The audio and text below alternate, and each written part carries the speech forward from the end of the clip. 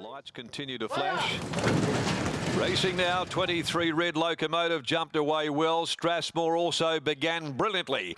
And Strathmore's going to fire straight across onto the aluminium and lead them through the first couple of hundred from 23 Red. Harvey pushing up now with a Rava.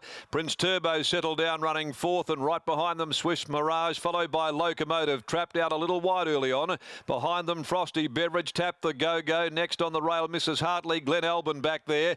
And likewise Stellaran, who's three deep leaving the back straight. And they're being followed by Bombardier, Megadon, and also towards the tail is Matakanui at the 750. Out onto the side, the speedy Strathmore led the way by 3/4 on 23 Red.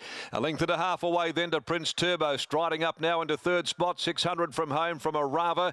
Locomotive over on the outside, parked just a shade wide. Swift Mirage boots up in the middle. A length and a half away then to Frosty Beverage, who's come off the bridle into the turn from Tap the Go-Go, Glen Albin, Mrs. Hartley. Stellaran, Megadon wide, being followed by Matakanui and Bombardier into the straight. Strathmore nursed at the 300 from 23 Red. A Rava poking up near the fence. Swift Mirage chimes in. Prince Turbo, Locomotive, Tap the Go-Go down the outside. Megadon and Stellaran there across the track. 23 Red, Swift Mirage and Tap the Go-Go. Back on the inside, Rava. Swift Mirage hits the front though from Tap the Go-Go. It's Swift Mirage in the last. Swift Mirage beat Tap the Go-Go. Megadon might be third in a tight go with Stellaran, 23 Red and Matakanui from last down the outside. Right behind them, Locomotive in company with Frosty Beverage, followed then by the tiring Strathmore. Prince Turbo had dropped out as well.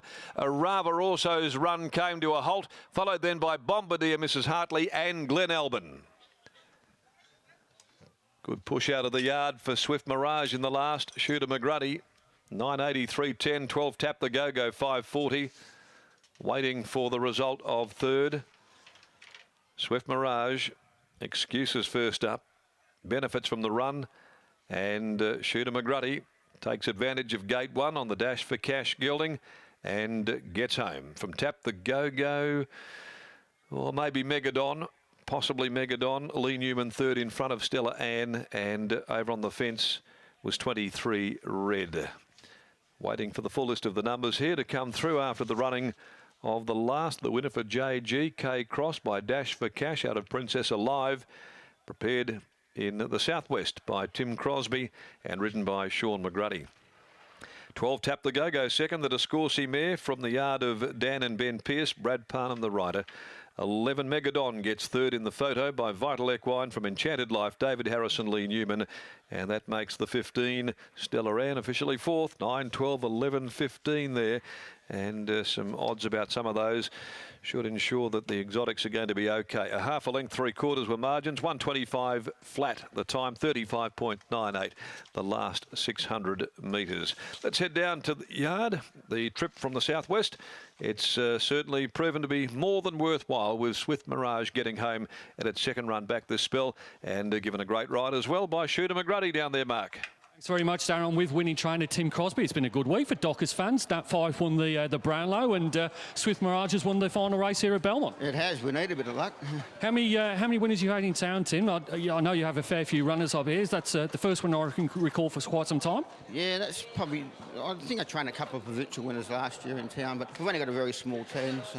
Were you confident with this horse today? It was well supported in the market. Started around $9. Yeah, well, he put the writing on the wall last start, really, didn't he? You know, and he flew home and ran a very quick 600-metre time, and I think today the 1400 was only going to suit him better. And as the journey, as they put on your short, as they go up in journey, it'll get better for him, you know. What's going to be the next assignment with this horse? Well, we'll find a mile for him somewhere. Congratulations on the win and up the Dockers. Thank you very much. Yeah, the Dockers winning the Brownlow medal and winning the final race here. Michael Heaton and Sean McGruddy just about to weigh in, and then you'll have a chat with him. Yeah, Sean McGruddy, a good Eagles man, but he gets one home for the Fremantle Dockers. Sean, a horse that has a fair bit of tricks, been slow out of the gates in each of its 4 career starts to date. Did you have that in mind coming into today? I did, but yeah, he actually got out good because I was aware of that, I suppose, like you said, and the pace was quite genuine. He had a good run behind Orva, and coming up to the turn, they all popped off, so I made up a bit of ground, but actually when it got into a dead end, so the way he won after sort of overcoming that stop-start, he probably would have been a good thing beat if he didn't get through. Yeah, you looked to have a lap full of horse underneath you coming, but they were just falling back in your lap. Were you worried, or did you have confidence that you'd be able to get there still? Look, I didn't know what I was doing, to be honest. I just tracked up and was hoping for the best. But yeah, obviously the one that was out 3 deep outside the leaders, it dropped off and we got through, and he let down really good.